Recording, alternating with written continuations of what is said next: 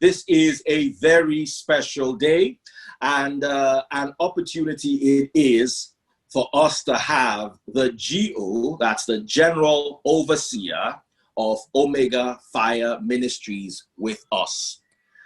Ladies and gentlemen, please welcome Apostle Johnson Suleman. So, Apostle, how are you? Yes, good to see you for the first time, yeah. Yes, for the first time in a when it's not texting or phone. Or phone first or time. WhatsApp and all of that. So, what brings us here today? The CAMA, the proposed CAMA bill. We've got 10 questions for you, and it has to do with the proposed CAMA bill. So, I welcome you. Thank you very much. Let's start with this. Who, in your opinion, is a man of God? Who is a man of God? Yes. Whatever I say, I think whatever I say, definitely, it's my own opinion, which is just a segment of thoughts, but it's going to be scriptural based, you know. We are all equal. You must understand, first of all, when we are saved, we are all equal in God's sight. All of us. The Bible says in Colossians 3:25 that God is no respecter of persons. The same thing in Ephesians 6 verse 9, that, you know, is no respecter of persons. Okay, so we must understand that. If you read Romans 12:10, it says there is no difference between the Jew and the Greek. The same Lord over all is rich unto all that call upon him. And Romans 2:11 repeats the same thing, that there is no respect of persons with the Lord. And there's something very direct in 2 Chronicles 19, I think verse 7. He said there are three things God will never do. God will not take bribe, which is called gifts. God will not partake in iniquity, and God has no respect for persons. But the NIV used the word, there is no partiality with God. Everybody is fair before God. But when you talk about being a man of God, the Bible says in Hebrews 5:4, nobody takes honor to himself except he that is called of God. The man of God is one who is called. And his calling can be attested to by the people he is impacting. So being a man of God, you know, today our idea of a man of God is somebody on collar, like you that is wearing the t-shirt now, or I wearing this. We will not be generally seen as a man of God, because there is a religious mentality that has beclouded people. We have more of religiosity than scripturality. So people believe. So a man of God is one called by God, sent with a specific message to a specific people, with the interest of their welfare at heart, not to impoverish them. He has their welfare at heart, with a living conscience. You know, in Acts 24 verse 16, he said, I try so that I have a conscience void of offense towards God and man. And Paul was talking to us in Romans 9:1. He said, my conscience bearing me witness in the Holy Ghost that I lie not. So three things define a man of God. He must have a message. When you are a man of God, that we cannot define your message, something is wrong. You say you're a man of God, rather. Number two, he must be focused on the welfare of the people. And number three, have a living conscience. That is my ideology of who a man of God is. Not necessarily somebody who leads a congregation. Absolutely. So by your definition, it seems that a pastor and a man of God are two different things. A pastor is a shepherd or a teacher, according to the French word pasteur, where it was originally gotten from, whereas a man of God can be a man of God without necessarily leading a congregation. According to your definition, it is possible for someone to lead a congregation as a pastor, because a pastor is like a teacher. The word pastor came from the French word pasteur, someone who pastures a sheep, like a shepherd, without actually being a man of God. 100%. 100%. Somebody can claim, you know, to lead a people. Anybody can lead a people. Anybody can lead a movement.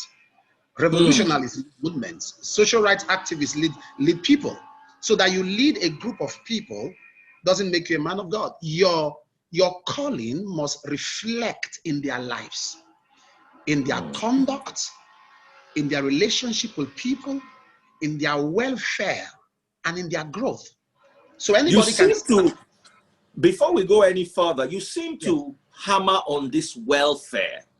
I just want to ask you a quick question. With regards to your congregation, how important is the welfare of the poor in your congregation to you? How much of a priority do you consider it? The essence of gathering together, the essence of congregating, the essence of people becoming a unit, as it were, this physical, numerical formation, the essence of that is for welfare. In Acts chapter 6, if you remember, when the church was increasing, their concern was not the number, but the welfare. Actually, it became a burden to them. The bigger your church, the more trouble you are getting into before God. If your membership is increasing, you are in trouble.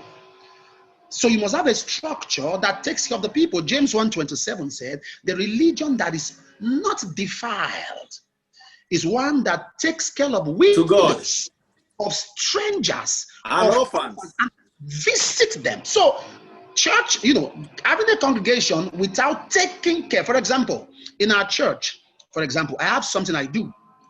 Most of the graduates who are waiting for jobs, who don't have jobs, many of them, I put them on salary, pending when the jobs will come. We had a widows program. Now they're about 221. Not all those widows had their husbands die in the church. It was about 5 of them or 6 who had they lost their husbands. So I said, no, we have to cater for them. So when they saw what we are doing for the widows from other places started coming. Now they are 221. I pay them every month. And I've been feeding them for the past 11 years every Thursday. You can do an independent investigation. Every Thursday they gather. We give them bags of rice. For 11 years, I've been doing that. So my concern, my joy, my happiness is when I see a member of my church that dresses good, that looks okay. It gives me joy. If you're not dressing well, you're in trouble. I'm going to ask you. I said, do you have clothes? If you say no, I'll give you money. I said, you are not representing me well. If people see you outside, they're going to insult me. So take this. So I do that a lot. So my idea of church is welfare, body, soul, and spirit. You can't claim that you are preaching a gospel that will help people not to go to hellfire, but they are going through earth fire. There is earth fire and there is earth fire. Before you talk about eternity, how will they survive in this world? They could be so frustrated and they'll put their hands, into evil. So it's important that the welfare, to me, when you talk about church, what I think of is welfare. What I think of is welfare. That's what I think of. Absolutely. You also made a statement. You said there's no partiality. That also brings me to Acts chapter 10, Cornelius and Peter. Yes, verse 34. When Acts Peter, 34. When Peter, after seeing the ministration from heaven, now said, now I finally know that there's no partiality. No partiality with God. Verse 34. Among men of God, pastors and their congregations, there's always this notion that a pastor is superior to the congregation. Okay. Since you've touched on that no partiality and equality, also seen in Galatians, in the book of Galatians, there's no more Jew or Gentile, no more male or female, we're all one in Christ. Does this scenario represent the current Nigerian church, where you see people lying on the floor sometimes so men of God can walk over them, where people carry men of God on their shoulders? What's your take on this? Let me say this to you. When it comes to religion, people are very emotional. You can't separate emotion from religion. That doesn't make it right. I try my best to be very careful, because if you criticize a man today and he makes peace with God tomorrow, you'll be in trouble. So I try my best to be very careful. But I cannot. I think I've seen few videos of pastors walking, over people and all of that. To me, I think the pastors who do that are illiterate. They are scripturally bankrupt. Because that's why I say I'm going to handle it from two dimensions. That you are called to lead people doesn't give you opportunity to take advantage of them. But also, don't forget, there is a way a man would have affected people's life. And they just feel like, oh my God, this one is a demigod. It's now left for him to tell them, no, I am not what you think I am. When you hear people call a man of God father, daddy, my father, my this, you cannot totally condemn that, because when the biological father has not been there for the member, the biological mother kicked the person out. It's like you, for example, somebody in Free Nation, the parents abandoned them, the parents kicked them out, and you pick them, you nurture them, you grow, and they felt you feel the vacuum of a father in their life, and they call you daddy. I don't see anything wrong in it if you have earned it. If you have earned it, what I feel wrong is when people are impoverishing people, people are, mutilating people's emotion, taking advantage of them, and they are still giving honor. I feel there is a problem. If you want to be respected, you have to earn it. Walking over people, carrying them on the shoulders, I think it's not the right thing to do. We must be very careful so that we don't go into extremity. Because you remember one time when they were honoring Paul and Barnabas, they gave them even Greek names. Acts chapter 14. They gave them Greek names. And they scream and say, we are not God. You must be very careful. Two things. They wanted to slaughter sacrifice for them. Two things that we must be careful about are commendations and condemnations. We must be careful about commendations and condemnations. Don't take both of them. If you take condemnations, you are going to be depressed. If you take extreme commendations, you are going to become a demigod, and that will become idolatry. So we must know how to put such things. We'll nip them in the box so that it does not go into extremity. I think the problem we have is extremity. Ministers of God who are honored, ministers of God according to Hebrews 5:4, who have earned it, who have earned honor, should be honored but not worshipped. They should not be worshipped. It is very wrong. That's idolatry.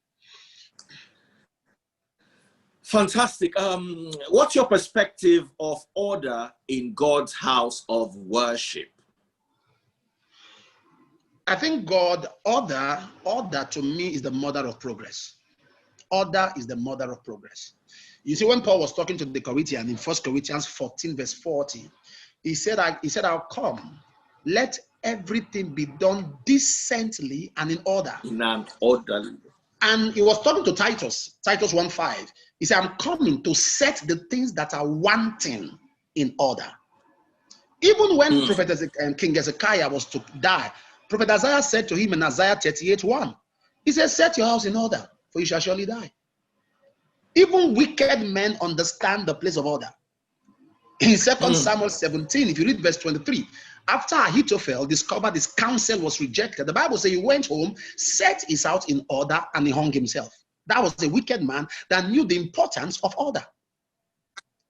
So order is very, very important. Order is the mother of progress. You see, nothing sponsors order in the house of God like structure. There must be structure. And you must allow everybody who is given an assignment to have a freedom. Like, for example, when I give people assignments in church, I give them, a mandate. I don't interfere. I do not interfere. I have no right to interfere. When we do that, order in finances, and nothing sponsors order like accountability. When you know you are accountable, you are very careful. When people have become the lords of themselves, they become the lords to themselves. They have nobody they report to. They have nobody that cautions them. They have nobody that calls them to order. Once they take a step, no one can order their stop. You know, when they get into that kind of lifestyle, then there cannot be order. Order, where there is structure, or that thrives on the premise of structure, or that thrives on the premise of accountability. The ambience of accountability is what conveys order. That's my idea. Now, we're going into this year has been a very rugged year. There is no way we can run away from that. And it seems that every month brings a new level of ruggedity. The CAMA bill. Is the church supposed to speak up in times like this, or is the church supposed to accept what the government is saying without comment? No. The church cannot. I'll say some things that may not be emotionally correct, but scripturally. I believe in scriptures. I believe in scripture. That's my life. So anything I say will be scripturally backed up. The church is not supposed to take everything hook, line, and sinker. Anything that is at variance with the doctrine of God's word, everything that is at variance with the doctrine of sane leadership, the church cannot keep quiet about it. If you check the days of Christ, most of the issues he always had a brow with the Pharisees, the Sadducees, the Sanhedrin. Now, it is because the leadership of that day was a religious leadership in Rome, among the Jews. That the leadership of that time was a leadership that played around religion. That is why it appeared that there were certain things that happened that were scripturally inclined. But there was a time he said, go and talk to Herod, talk to that fox. Herod was the leader of that day. Christ was not in agreement with him because of certain doctrines and certain style of governance that were at variance with the word of God. So the church can only line up with it. Don't forget, the Bible says in Proverbs 24:24, he said, he that says to the wicked, thou art righteous, him shall the people curse. He said, nations that bore him. In fact, the NIV said, nations should resist him. You know, in Proverbs 28:4, he said, only the lawless praise the wicked. So when leadership is oppressive, there's something in governmental law called social contract. Social contract tells us that the citizenry, or the state rather, provides security, protects the citizenry, gives them security in exchange for their loyalty. Once there is a breach of that trust, the citizens no more owe the state loyalty. It's the law of social contract. So when people are being killed, the law has been breached. When lives are being taken, when people can no more, let me tell you something, freeze, travel from Lagos by road to Abuja.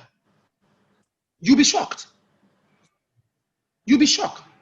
There is legal illegality. There is illegal illegality. Legal illegality is the illegality perpetrated by those in uniform. They will collect bribe from there till you get to Abuja. The illegality are the ones who carry guns and say they are headsmen. So the church is supposed to speak up because lives and property. The church should not be political. Being political, as far as I'm concerned, is being partisan. It's taking sides. The church should be fair, very fair. When the leadership is right, when they get it right, the church should applaud them. When they get it wrong, in all my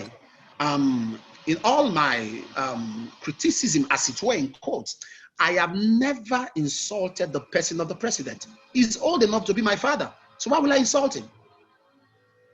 I have never insulted his person, but I've criticized the style of governance. We must learn to separate issues from people. So we can criticize the style of governance without criticizing the person or desecrating the office of the president. So the church must speak up. As a matter of fact, it is the duty of the church to speak up and cry out against oppression. And I think the church in Nigeria is doing just that. Okay, more directly on CAMA, do you agree that there is mismanagement in church funding among quite a few pastors. Is there any way the proposed CAMA bill could bring regulation and sanity into that sector and to stall further mismanagement of church funds? Well, let me first correct something. It's actually not a proposed bill. It's now an act. It has been passed into law. Yes, it's no more a proposed bill. It's an act now. It has been passed into law. So it's no more a proposed. It's not something they are intending. It's been passed into law. That's why we are crying. We will not be crying this much over something that's an intention. Now let me explain to you. CAMA, the CAMA Act has been in existence all along. What they have now done is to amend and bring appendix to it. The National Assembly, they have, it has passed first and second reading. So it's no more a bill, it's now an act. So what I'm saying is that the reason you see the church, did you notice the church never said anything then? So anybody that says the church is anti-CAMA, they are just being economical with the truth. That you don't like pastors, or you don't like Suleman, or you don't like Oyedipo, or you don't like Adebo, it doesn't mean you will see obvious injustice and support it. That your father, that a man's father died drowning, doesn't mean he will start drinking kerosene. You understand what I'm saying? So we must see injustice and call out injustice. The reason we are crying now, let me say something to you. The initial, CAMA Act has been in existence, and it has been working. There are many pastors that I speak to you now that are in jail. You may not be aware because it's not in the media. One of Bishop Oyedipo's pastor, one of Fuller big guy, was reported to the EFCC, and CAMA took charge of him. He's in detention. So our cry is not, that is why when people say, oh, they are talking about money, such people to me are very majestic and myopic and microscopic mentally. To think that we are crying out because of money. Which money? There is a section that says that they have a right to suspend the church account. I didn't cry over that. I'm not weeping over that. There's a section that tells us that they have the power to suspend bank accounts. Now, even though that is wrong in its entirety, all shades of wrong, we are not discussing that because that is an issue that we will sit and discuss. We can have a discussion on that because it's extreme to say you can suspend. You have to let us know on what grounds can you suspend. Because if we don't discuss that, you can just wake up any pastor that doesn't speak well of the government to suspend his account. So we can discuss that. But the one we are saying we are not even ready to have a discussion about at all is for you to say you can change board of trustees. You cannot bring 3 or 4 imams to become members of my board of trustees. They have no knowledge of ministry. They don't know how churches run. It doesn't make sense. And you can only do that when you fund. Let me give you an instance. People are clamoring. Some are saying in America, they regulate charity organizations. In London, they regulate charity organizations. Freeze, I have churches in 68 nations. I can tell you how each nation operates their law. In America, it is 501c3. You register under that. That's the act that controls charity organizations. And it means that once you're registered, you have tax exempt. You don't pay tax. If you buy anything for the church, so long as registered, you do not pay tax. But that gives the IRS in America opportunity to audit your accounts. The government will be fully interested in what happened. Even at that, they cannot bring a board of trustees to oversee the church. I don't know if you are getting my explanation. I'm getting you. What I said is this. If now people are saying that the government in America, the government in London, they have right to control churches over there and charity organizations, that is very correct. But also, if a government wants to start a race, they have to go the whole hog. The government in America respects freedom of speech. The government in America respects human life. The government in America are providing jobs. So if our government wants to sound like civilized people, in the UK, you can choose not to. It's a choice. You can choose not to. But the truth is that you will not enjoy the benefits that the government give. And if you don't enjoy all of their benefits, they cannot audit you. For example, I have churches in the US. What are the benefits? Okay, for example, you can apply for grants. Like during this pandemic, there are churches that were giving $100,000, 200. If you can confirm that your people are stranded, your church, for the past 3-4 months, you could not pay the rentals and all of that. They give you what they call forgivable loans. Forgivable loans. It's just called loan in cloud because you don't pay back. The government will give that to you. You can apply for grants. You have a lot of benefits. So it gives them the privilege and the leeway to regulate. Even at that, they don't change your board of trustees. They don't do that. Let me say this to you, for everyone who is hearing me. Let me say this to you, freeze. This will shock you. This attack or this so-called act is not against the church. It's against NGOs. It's not against the church. Many pastors you see today, one phone call to a governor, one phone call to a senator, they can't oppress them. They can't. My father and the Lord was with the president yesterday. He was with the president yesterday. That Jadebe was with the president. The vice president was there in the meeting. The secretary to government, that's the level of influence he has. It's not actually a target. It's the NGOs we are crying for. Is it me, somebody who change my board of trustees? Who is the person? Who? You come and check board of trustees? Who? You can't try that. But some of us, we will slug it out. We'll fight it out. But there is this young man who runs an NGO. He can't cry out. They will oppress him. There's this young man who is standing there. Because let me tell you the attack. Some of these NGOs, they are getting foreign grants. So the government are uncomfortable that these people, they feel these people might be sponsored to stir up revolution, to stir up uproar and uprising, and they are very well funded. It's not a church. Nobody can stop the church. That is the truth. So what I'm saying is that if we should be careful so we don't give a laughable and a depreciable narrative. What we are doing now in the law, there's a balance that says violenting non-fit injuria. Is a balance in law. Violenting non-fit injuria. You cannot consent to an injury and turn around to claim damages. That is why the church is crying out. We can't fold our hands. It's also called the doctrine of latris and acquiescence. It's like sleeping over your rights. That is why we are crying now. If somebody legally, if somebody offended you 2 years ago, and you go to court 2 years later, you have no case. Where have you been? Yeah. Where have you been? Yeah, I understand. It's like a husband cheats on a wife and buys her a car. Exactly. And then everything is settled, and 4 years later, she wants to divorce, say he cheated on her. Exactly. She has no case. So that is why the church is crying at this point. And let me tell you, I'm going to say this to you clearly. What makes me laugh at the act is you are telling me that you can do it and I have no right to go that I have no right to go to court. You are doing that because you know you are wrong. You know you are wrong. So what is justice? What is democracy? If you can oppress me and I cannot seek justice. So my concern, why I called it an illiterate bill, how can you pass a bill into law that has no respect for the law?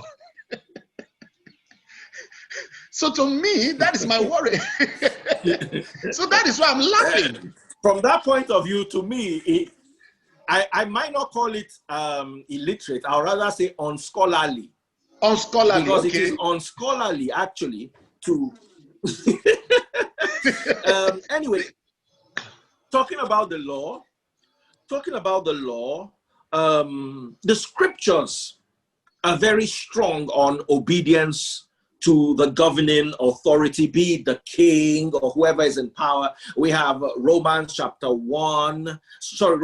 13 from verse 1, Titus chapter 3 from verse 1, 1 Peter chapter 2 verse 13.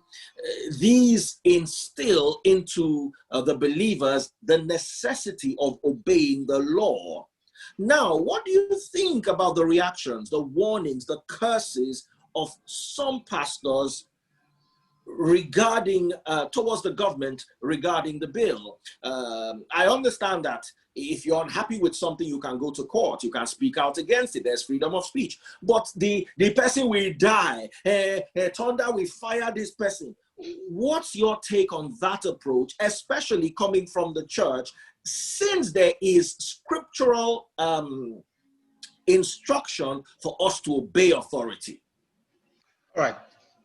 Let me say something. You quoted Titus 3, yes. verse 1. Okay, you see, sometimes we do not take a text out of context. When we take one text out of context, when you take a text out of context, you can con anybody. So, okay. If you read verse 9 of that same Titus, it said, controversies concerning the law, questions, maneuverings, desist, yeah, avoid. Now, in Acts chapter 5, verse 29, Peter said, we must obey God rather than men. Any governmental instruction or injunction that is against the word of God, we will resist it. Now, don't get me wrong. I am not endorsing curses and all of that. I am not even qualified to answer your question because at times I am guilty of it. So I cannot. Even me too. Yes, maybe not curses, but insults. Yes, I can get upset. I can get angry. Don't forget that men of God are still men. They are still human. They can still react. They can still be emotional, especially when they are seeing what they perceive as a glaring injustice. They react, even though it's not expected, but they react. I can get so angry when I feel offended. Don't forget that no matter how anointed we are, it does not totally eliminate our temperament. You must understand that. It does not totally eliminate, but we have to rather nurture godliness, nurture perseverance. We need to have this template of self-control. I am better now than I was before. You can attest to that. Before, I was all out war. You know, I come from a religion that doesn't take nonsense. If you say anything, we'll kill ourselves, we'll die. But when I became a believer, I began to understand that we wrestle not against flesh and blood. I was guilty of all of that powers and principalities. Yeah, so I began to nurture. So I'm not totally going to blame these ministers of God, in as much as it's not right, you know, but they are emotional. They are very angry, especially when we see a total deviation. People are being killed. People are dying. There is hunger everywhere. So much loan is collected, and somebody is coming up with a bill that, okay, they want to change board of trustees. We're like, how is that the immediate problem of the nation? How is that the immediate problem of the nation? People are dying. And trust me, a few of us have been marked, especially somebody like me. If they come up with certain things and we allow them to do it, a few of us have been marked because they feel we are confrontational. I'm not confrontational to government. I pay my tax. I paid 4.6 million. If I hate government, I won't pay. My wife paid 2.1 or so, or 2 million, 2.1. If I do not believe in government, I won't pay. But I'm saying the fact that I believe in what you're doing, I believe I should support government. Government should equally respect my rights. You should respect my rights. That is what we are talking about as a church. The church has never been anti-government. Never. We built schools and hand over to government. There was a time, I think I did send you a picture of a major federal road that I was working on. Yeah. I remember. Do you know, let me surprise you. Do you know some senators and some other people, one or two of them, called me and warned me that what am I trying to do? Am I trying to prove that I'm more sympathetic than the government? I answered. So you can see certain people who are in leadership who are against the development of the country. You say such a person, I should not drag him, I should not call him out. The road has been bad for years and is not being fixed. Now the church is fixing the federal road and you are sending me messages to stay clear and not to touch the road. I shouldn't fix the road. That I'm trying to take credit. What credit am I taking? My members plowed that road. Churches plowed that road. It's a federal road. In fact, the government uses the road more than I do. So you can see certain people those are the people we can even call anti-government. Those who are against the welfare of the people. So the church can never be anti-government merely because it's speaking out against the ills of governance. Absolutely. Because if we're democratic, the government is for the people, by the people. So if the government is taking decisions that are anti-people, then those taking those decisions are actually anti-government. Anti-government, because those are the ones who actually, those are the ones who are actually fighting the government. You know, I don't have a problem. Let me tell you the major reason why it appears. It's like you and I, for example. When you had no access, and like I told you, I said the major reason, I'm sure God never wanted us to have issues. That's why I did not see some of the videos that you did, because I don't trust myself to be able to hold myself not to react. So most negative things about me in the media, I do not read them, I do not watch them. Now, the fact that you can reach me now, when you have certain disagreement, you can reach me. People will feel that it's a compromise. Oh, why is he not attacking you? And you say, why can I attack somebody that I can talk to? I don't know where you bank. Let me tell you something. I don't know where you bank. I don't know. There have never been monetary exchange between us. But there are people that have convinced themselves. They have convinced themselves that money has changed hands. There is nothing you will tell those people. They have sold that lie to themselves that, for this person, for these two people to talk to each other, there must have been money. And I ask them, what am I giving Freeze money for? He has never asked for it. As a matter of fact, let me say something. Don't get tell them that I was hungry. Kind of private. Let me tell you, this is a little bit private. Don't be upset. When you were doing your father-in-law's burial, and we were talking, and you said you are quite busy because you are preparing for the burial. I offered. I said, please, can I support you? You kept quiet. You said you want to talk to your wife. And I noticed you cleverly never brought it up. And I brought it up a second time. I said, you are doing your father-in-law's burial. And you are building a house according to the Igbo laws and traditions. I said, it is important that I support you. You said something. And I'm going to say this to you. I don't agree with everything you say. You don't agree with everything I say. But there are elements we notice in ourselves that make us relate. You said something that you cannot be condemning pastors taking money and behind you are collecting money. And I got offended. I'm not going to lie to you. I was asking myself, I don't understand. Am I bribing you? Yeah. You know, something like that. So you said that. We just laughed over it and it ended. There's never been any monetary exchange. But there are some people who have forced themselves to believe that depreciable narrative. It's in their head. It's in their head. But the reason we can talk is because when there are things you don't understand, you call me, say, this thing, I no support you. And I say, okay. And I told you something the other time. I said, the day you stop preaching what you said God has given you to preach because of me, let's stop communicating that day. You've said that many times. I said, if you have a message, please don't allow my relationship with you stop your message. And I'm not going to allow my relationship with you stop what I believe. That is what Paul said. He said, when I see a brother, I look for where we have common grounds.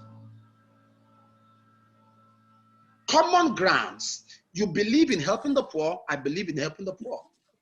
You believe in speaking against injustice, I believe in speaking against injustice. So there are common grounds that we have. You believe in transparency, I believe 100% in transparency, 100% in honesty.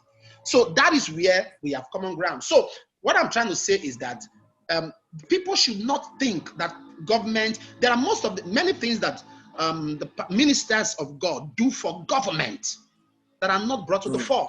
So we can never be anti-government. We can never disobey leadership. We can never. Absolutely well put. Now, there's another thing you and I both agree on. There is very little, or let me not say very, there is little freedom of speech in Nigeria. I personally can attest to that.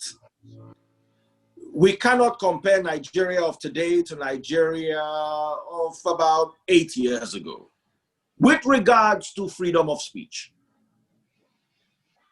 People are counting their words, even bloggers are counting their words, down to radio stations. This interview, for instance, would have been wonderful for me to have it with you on the radio station that I work with. But I'll rather just have it recorded And if anything explosive is there, we know that we will not air it on the radio. That, in my opinion, is not right. That is No, it's not. undemocratic, It's not. Absolutely in my wrong. Humble opinion. Now, do you see this CAMA act, because it's no longer a bill now, as you said, it's an act? Do you see it as a subtle way in which the government could further stifle the voices of the people by this time around, instead of gagging blogs and journalists and radio and TV stations, but this time by gagging the church? Do you see that this could, in a way, you know, I said something initially. A government act to stifle the voices of the people? Yes, I said something initially. If you listen to me, I said it's not targeted at the church finances. When it comes to finances, this act is not targeted at the church finances. It's the NGOs whose finances will suffer. But it is targeted at the church voice, okay? Not to make them talk. For example, let me give you this. Let me divert a little bit. 2013, 2014, 2012, I was very critical of the Jonathan government. I was critical. I spoke against them. I said against them. I was never threatened. I was never arrested. I was never questioned. In fact, I said, Jonathan, I gave a word. I said, you are the last PDP president. That was what I said then. I was that vocal. I said all kinds of things that warranted arrest. I was never arrested. I was never arrested. As a matter of fact, let me surprise you. A senator told me that I should meet with the president. I met with the president. I told him to his face, I said, your leadership is bad. And guess what he told me? He said, pray for me. He never said, what did you say? You know, so if you watch Nnamdi Kanu also said something one time that what Jonathan did that helped him was that Jonathan ignored him. That's what the man said. But this government, let me say this to you, that the phrase, any government that keeps arresting people for speaking up is merely making people popular. They are raising so many people. They are making stars out of people. Because intolerance, anytime there is intolerance in government, is on the premise of complex. Because by the time you arrest anybody for speaking up, it will definitely attract sympathy and it can start a movement. It will attract sympathy from the people and start a movement. So, and you must know something. There is a thin line between freedom of speech and hate speech. There is a very thin line between freedom of speech and hate speech. So you must be very careful what you call hate speech. Let the people speak. A government that is democratic, that can be termed democratic, is a government where the wishes, the views, and the voices of the people are not stifled, are not crippled, are not stopped, are not regulated. In as much as we must be careful so we don't desecrate governance verbally, we must also be free. The judiciary has been gauged. Presently, there is no respect for court orders. Journalists are living in fear. Journalists are living in fear. Now, most of their presentations are being doctored. They are careful, you know, because they could be picked. NBC could slash a fine on them. Anything could happen. So they are very careful. But that is not what happens in a sane democratic society. That's not what happens. People should be free to speak. So this law, now they know pastors have the following. They have the crowd. They have the clout. So what do? Let's bring something. For example, let me say this to you. If you change board of trustees in a church, those board of trustees will determine what the pastor says. They can tell the pastors not to be critical of government. They can tell the pastor to support a particular political party. And every true minister of God or servant of God or scholar has to be non-partisan. You have to be non-partisan. Say things the way they are. So I think that this is also an attempt to stifle not just the voice of the church, but the voice of NGOs, charity organizations. It is a major attempt to stifle their voices so that they cannot speak out or they cannot say things as it is when push comes to shove. That is what I think. Okay, absolutely wonderful. I'm glad you brought out the church's involvement in politics, because over the years, the church, especially in the last few years, the church has been involving itself with politics. The church, some churches appear quite partisan. What's your take on this? Like I said, no true church should be partisan. You are not partisan. When leadership gets it right, we should commend them. Okay, there was a time I tweeted something on my Twitter handle. I was very upset when I saw the names people were calling the president. I was very upset. The man is 79. The man is 79. He'll be 80 soon. So I was very upset. I said, no, this is wrong. Let's not abuse the person of the president. Let's speak up when the style of governance, we consider it oppressive, we consider it repressive, then we can speak up. Oh my God, that day I got insulted, I got abused. People felt they were disappointed. Some said I've been bribed, because as far as they are concerned, let's call him out. You know, we live in a generation of trending. We like to follow what is trending. Let's call him out. Let's drag him on this street. What is it? Apostle, I'm disappointed at you. Let's drag him like Tiger Generator. They say, Apostle, I'm disappointed at you that you can say this. I said, no. So if I'm partisan, I wouldn't do that. There are times the presidency has gotten it right.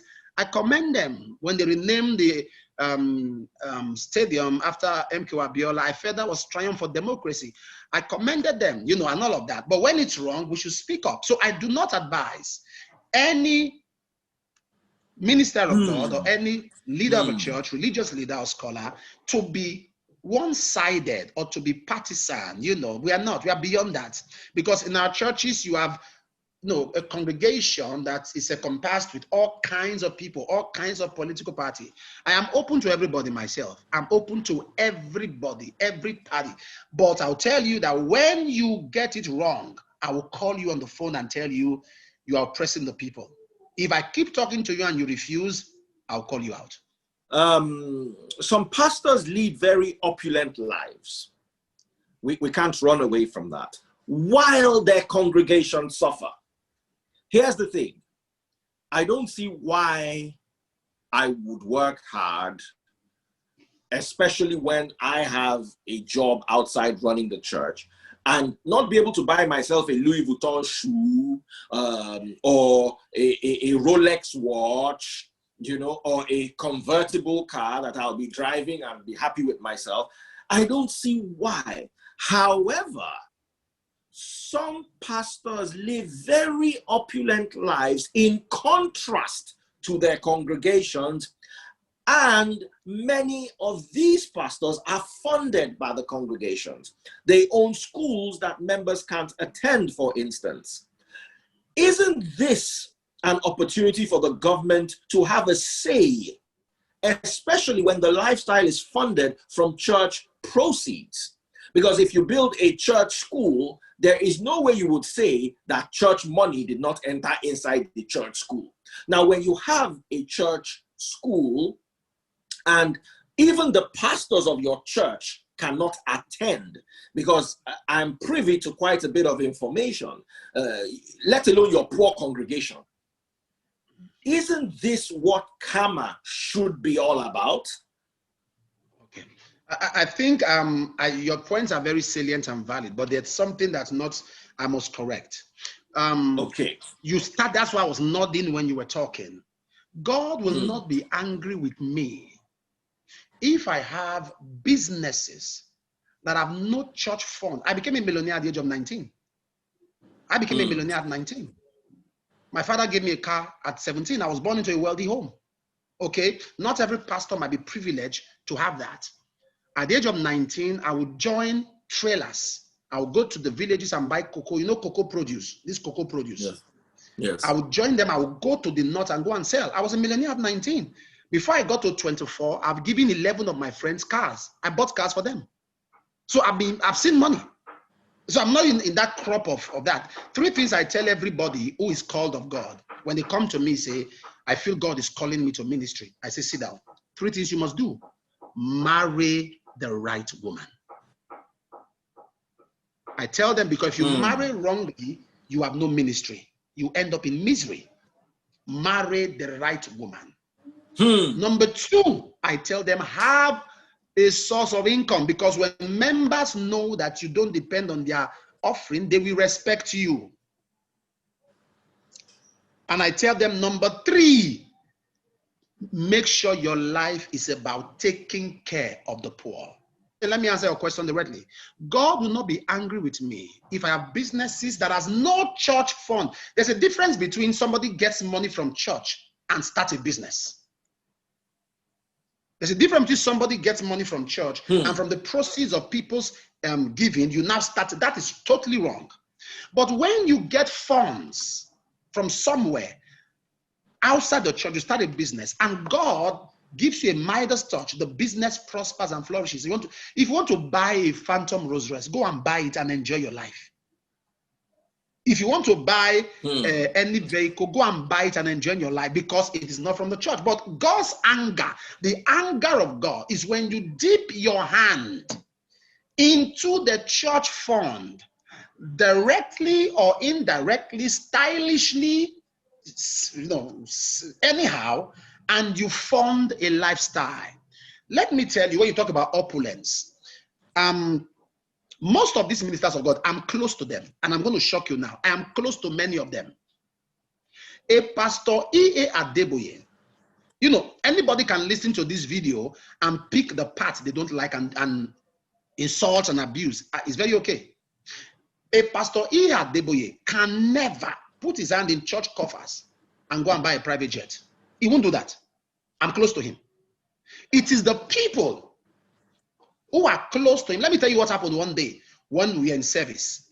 They were talking about roofing the new auditorium of the Redeemed Christian Church of God. And when they mentioned the amount, 25 billion, where I was seated, I screamed. I said, Lord God. I kept quiet.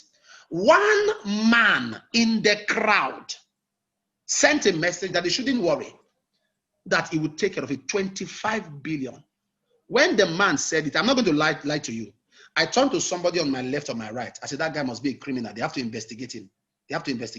25 billion? Where did he get it from? Where did he get the money from? I was talking to people around me. They say, you calm down now. I said, what do you mean I should calm down? This guy will put the church in trouble. Where did he get the money from? And what is 25 billion? We can't just collect any money from church, because some of this money might be fraudulent.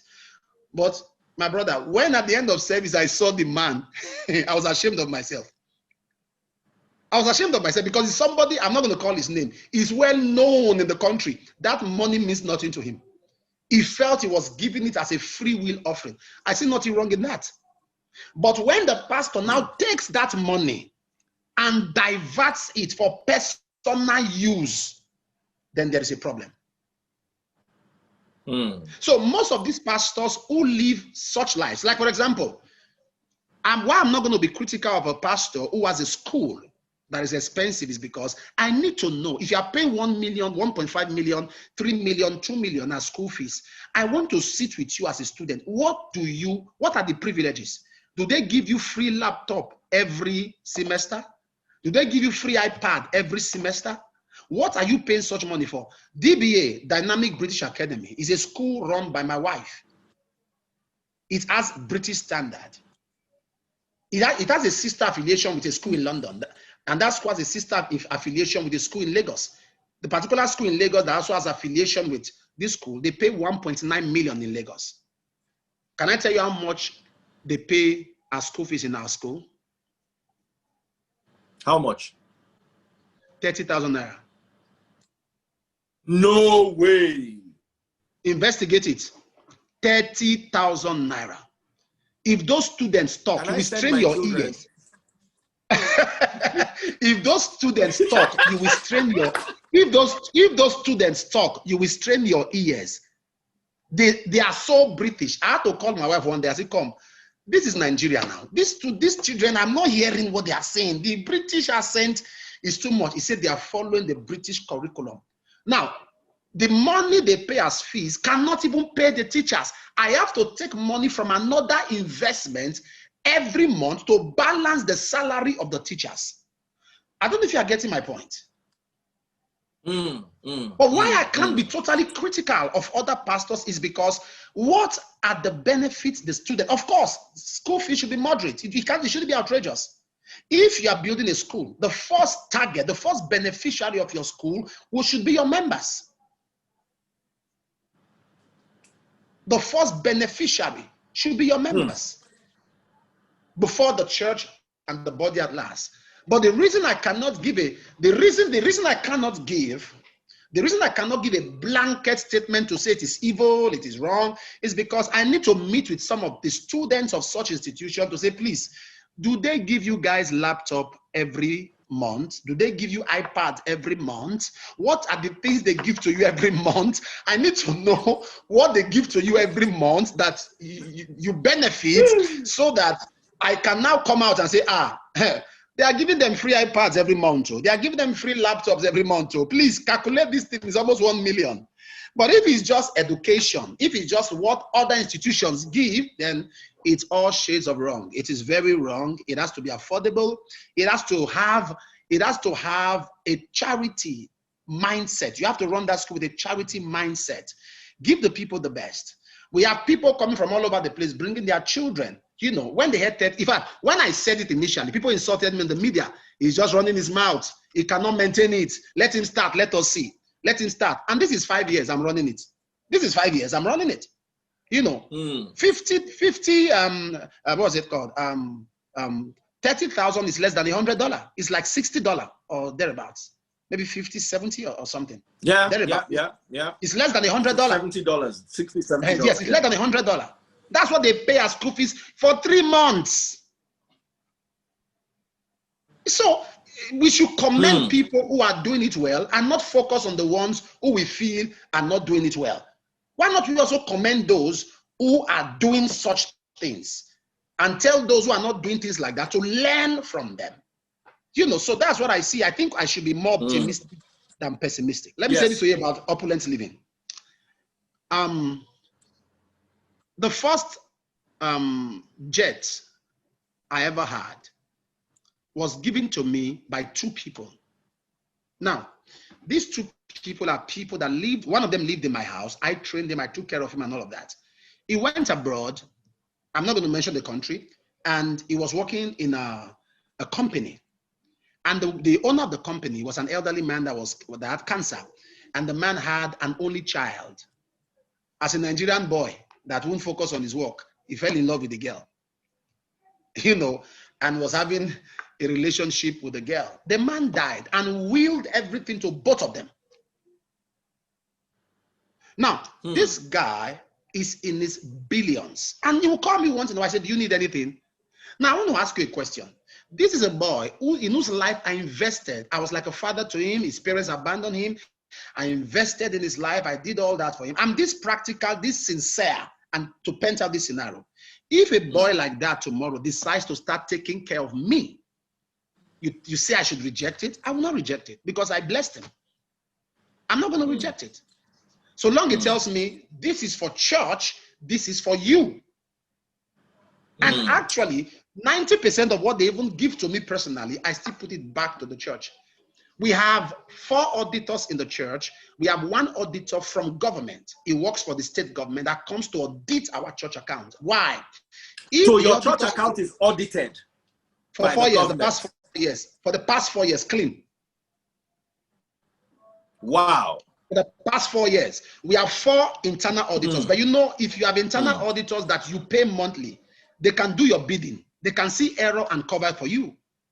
So we needed to get an external auditor that is beyond my control, that if I'm wrong, and every time the auditor asks them, how does your pastor survive? Because I see all the books, there's nothing like outflow to pastor. What are people doing? How does he survive? How does he feed? How does he take care of his family? And they say, no. So there is nothing that comes from the church to you personally. Yeah, do they have? Do they have enough? You are talking of coming to, do you know the crowd we have? Do you know the crowd in our church? It cannot go round. The money cannot even go round. Why would I be thinking of my own when the one coming cannot go round? It can't go round. So why do people believe that when they stand, because I've seen your services, there was one you had in a stadium. Yes. There was nowhere for people to even stand. So Yes. how do people, when they watch from home and see such a mammoth crowd, not believe that something that this pastor is making something inside this thing? That is why I said you have to be called. It's a calling. People just take a part of it. Let me give you something. There was a particular video, one short video, somebody, I was calling for money. I said, if you have 100,000, you can have 20 people that can give 50,000. It was in a particular program. And somebody took that and did a video. Say, can you imagine? Suleman is ripping off people, is taking people's money and everything. Actually, what happened in that video was there was a lady who somebody was threatening to take over the land in which on which he built a house. And the person said that land was sold to him, that the woman needs to bring 5 million naira before he will let it go.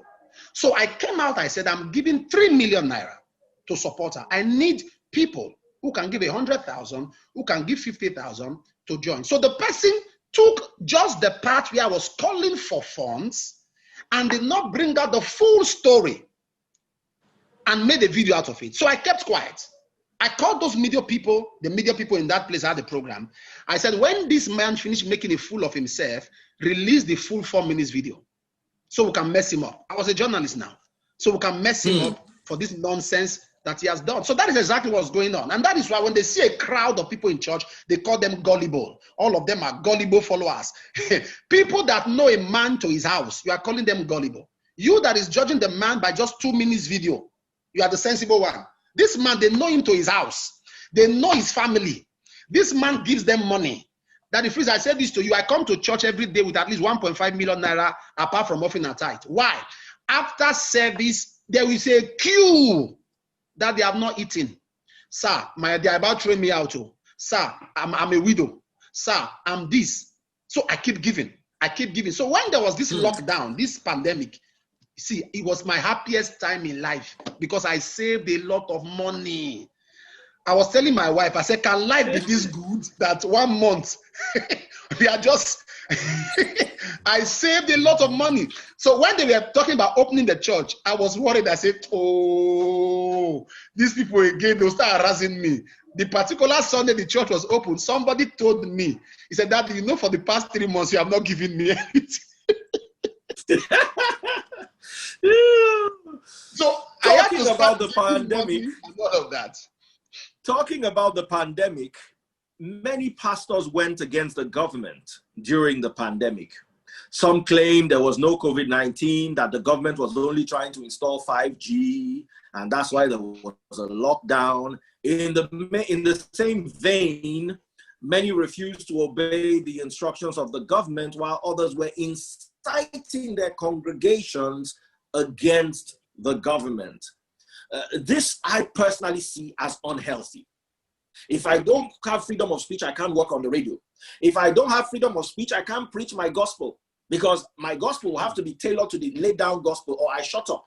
So I am 100% in favor of freedom of speech. However, when freedom of speech becomes insightful and it becomes dangerous to the population, there were 2 particular pastors, I don't want to mention their names, because if you notice from this year, I've not really focused on pastors. I realize that I've been preaching the same message for 1 year. We want to move the message forward. I cannot move it forward if all I do is point at other people preaching their own. So I was like, you know what? I'm really going to look away and just face my own calling, which is preach what is being revealed to me in the spirit that supports the scriptures. But there were 2 main pastors whose names I wouldn't want to mention, who were just going against the coronavirus. Yes, you see, sometimes the problem with the coronavirus is it's a novel virus. Nobody really knows. Today they'll come and say wear mask. Tomorrow they'll say don't wear. Next tomorrow, they'll say it's sexually transmitted. Then the following day, they'll say it is not. Everybody's trying to understand it. So there'll be a lot of contradictions, even from health officials. Some people come and say hydroxychloroquine is the medicine. Another set of people say hydroxychloroquine killed my husband. So some pastors capitalized on this and created chaos, and also incited their people against the government. Do you think this is one of the reasons why the CAMA Act is now or was pushed the way it was pushed? Do you think this is also why the social media bill is being pushed with such aggressiveness? Because in as much as we want freedom of speech, how do we, like you said, there's a thin line between freedom of speech and hate speech, especially when it comes from churches that have mammoth following. I'll give you an example. The helicopter crash that happened in Lagos. Celebrities with followerships of 10 million were tweeting that the pilot was a hero because he emptied his fuel tank. You can't empty your fuel tank in a Bell 206. It is impossible. And if he had the time to burn the fuel, he had the time to land. Yeah. So it was utter nonsense, and not just from celebrities, from journalists. So the problem is these people are spreading misinformation. Now, the celebrity I'm talking about has a followership of 10 million.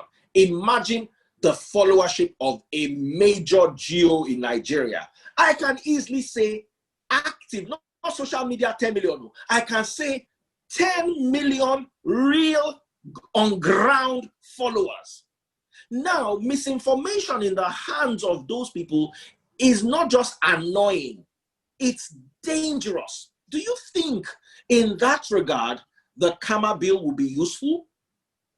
Okay, now you talked about their outburst, during the pandemic and all of that. You know what the Bible says now in First Corinthians 13 verse 9. We know in part and we prophesy in part. So in part, most of them, I spoke with one or two people who I felt, okay, you have this narrative. It is what is revealed to you. That was the way they understood it. I will not be critical of somebody who comes out to give a narrative the way he understands it. If you disagree, state your own different adverse opinion. If you say this is wrong, come out and say what is right. Let me tell you, when the lockdown started initially, pastors were not angry. If you remember very well, I was one of those who told them to shut down the place of worship. I shut down. If you remember, we spoke about it. And I told you I support what the Anglican is saying, because we need to understand what is going on.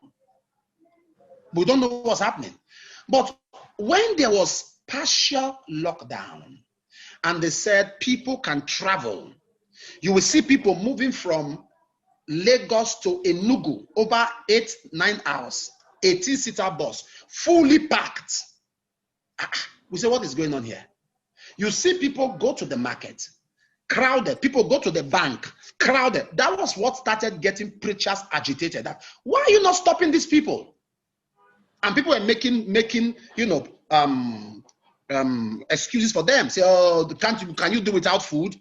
We must go to markets. And can you do without traveling? Can you do without banking? I said, these people are just anti-pastors and anti-church. In as much as I understand what is, I later understood what was going on, the most of the reaction, if you watch what the pastors were saying, the pastors were saying, even the pastors we are talking about, one of them was saying, people are going to the market. People are going to this. Their reaction was against the partial lockdown. They were saying, if these people can be discongregated, why not you allow us meet in church? We can observe social distancing and all. When I hear people say, of course, you can worship God in your house. You can serve God in your house. You can do church in your house.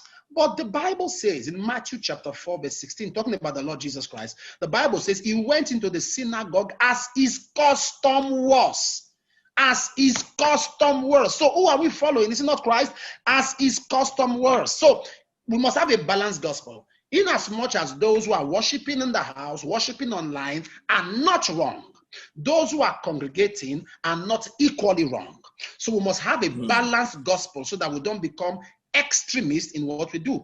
I do not support pastors inciting. Like I said, I am not an authority.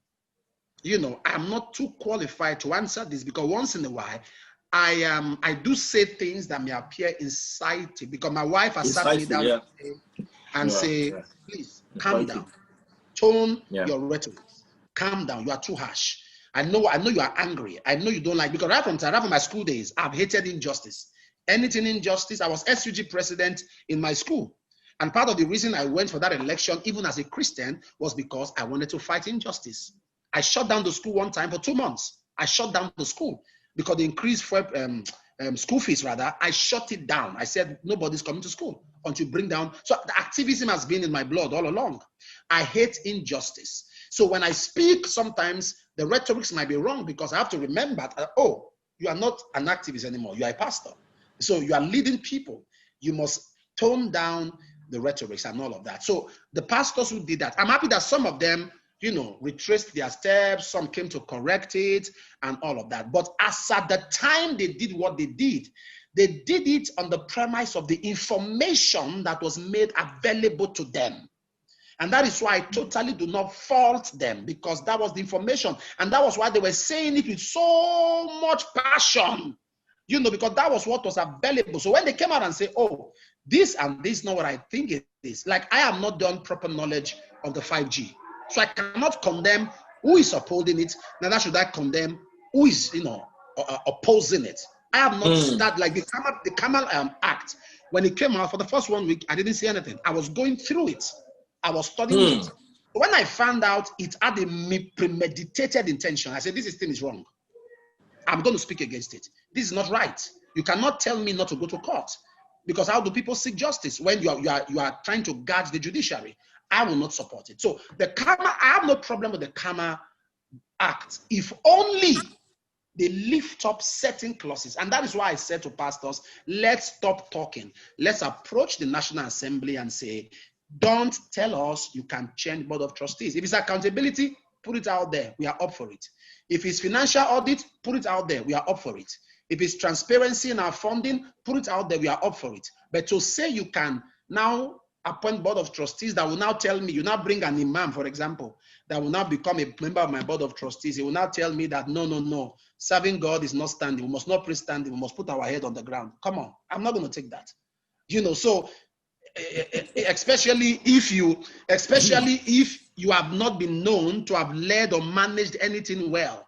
A government or a leadership that has managed its resources well, managed its security apparatus well, you can come and talk to the church and manage us well. If you have not been known to manage anything well, you can't come and manage us. That's my idea. Thank you so much. You know, initially, this interview was scheduled for 45 minutes. We've done nearly 1 hour, 30 minutes, nearly double. Are you serious? Are you serious? Yes, wow. We've done nearly double that. A lot of people a lot of wise people would say, okay, no wonder Daddy Freeze likes this Apostle Suleman, because he's different from other pastors. One, he's reachable. Two, he is ready to discuss logically. However, most people will still go and say, Daddy Freeze has brought his friend that he has collected money from. His friend. Why is it Apostle Suleman that he brought? Why didn't he go and bring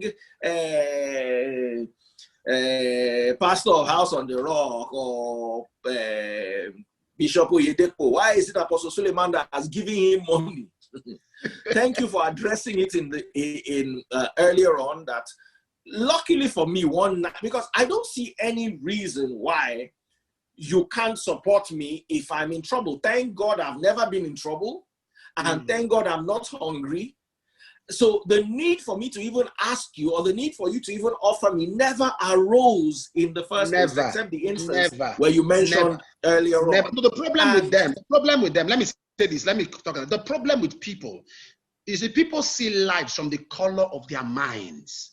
They do not believe anything can be honest, you can be totally sincere. They are corrupt.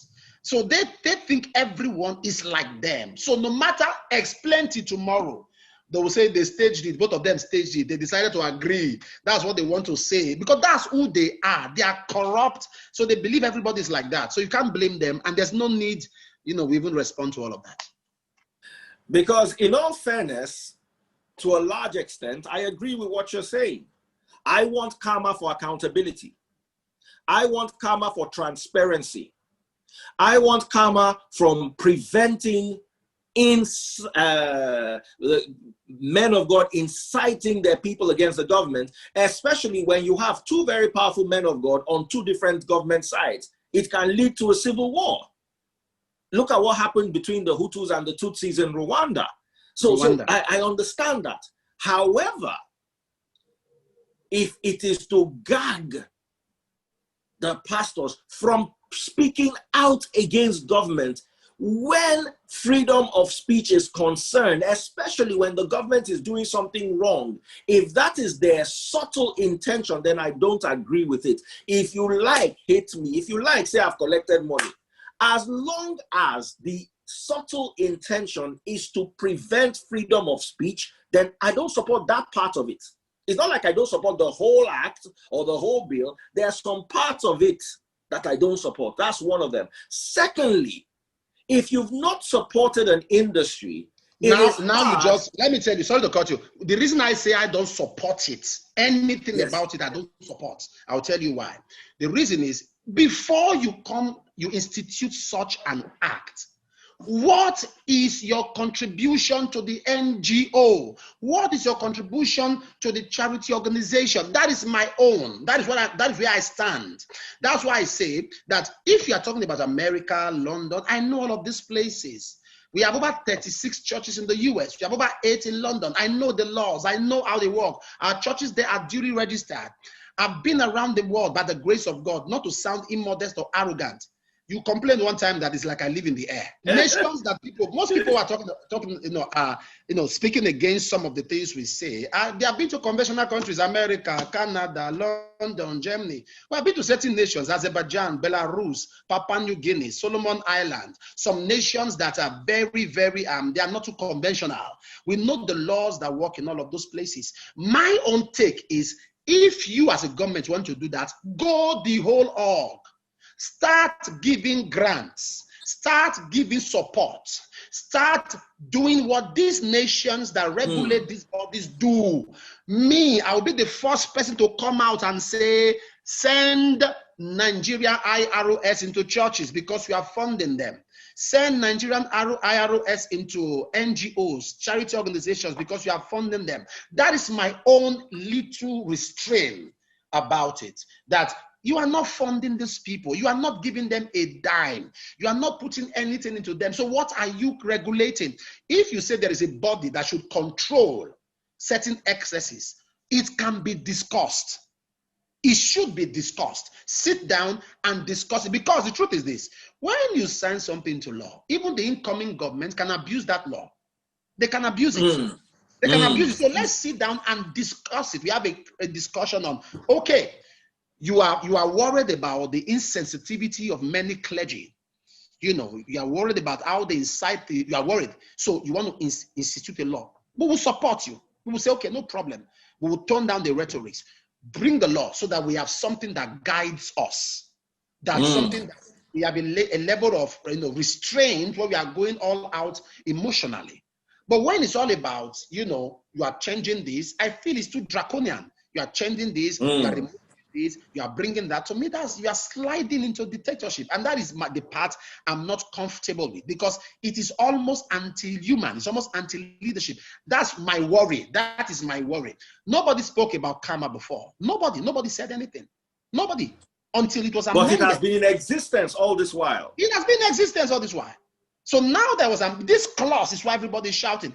If there was no provision. Okay, there's no aspect of the law initially that says people can be called to order.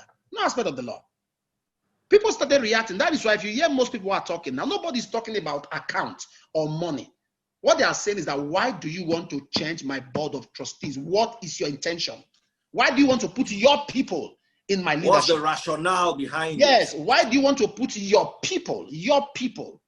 Section 839 of the act says that the registrar has the powers to regulate the body and suspend your board of trustees, and no court of law can upturn it. That is even an insult to the judiciary. So that is our problem. That's why we are angry. That's why we are saying this cannot happen and will not stand. That's what it is. Okay, thank you so much for your time. And thank you so much for coming on short notice.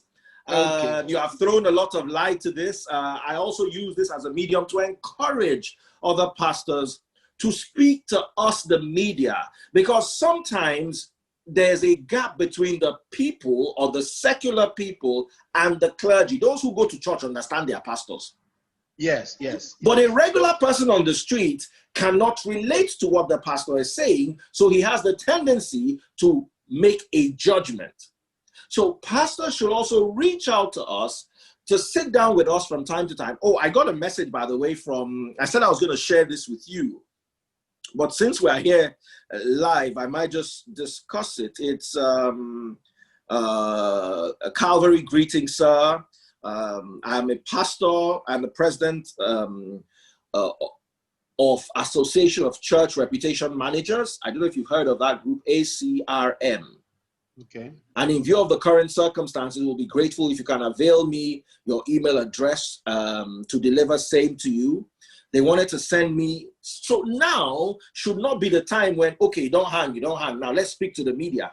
We should have had a comfortable clergy, media, people relationship. And this is one thing why I value your friendship, for instance. I can reach you at any time of the day or night. I don't have to go to some people from pastors. Before you can reach them, you spend 1 week talking to one person who will schedule you with one PA, who will schedule, you go back and forth. At the end of the day, nobody is paying anybody's salary. You just get frustrated. And there's that gap. And it could work against the pastors sometimes. Because right now, the population is happy that this CAMA is going to stop pastors from buying private jets in their understanding of it. So long as not church money, we will buy. We will stay back. Do you understand? As long as not church money. And I would also say that let people understand. For instance, even I, up until today, did not know that you never collect 1 naira from the church. No, I don't. Most people will not know that. They don't have access to that information. So this information... Listen to me, the money is not enough. Let me give you a scenario. One time, the auditors found 40 million naira in the church account. They couldn't trace it. They traced the inflow from me. So I didn't state what it was for, because normally when I support them, I can say this is my support to the building.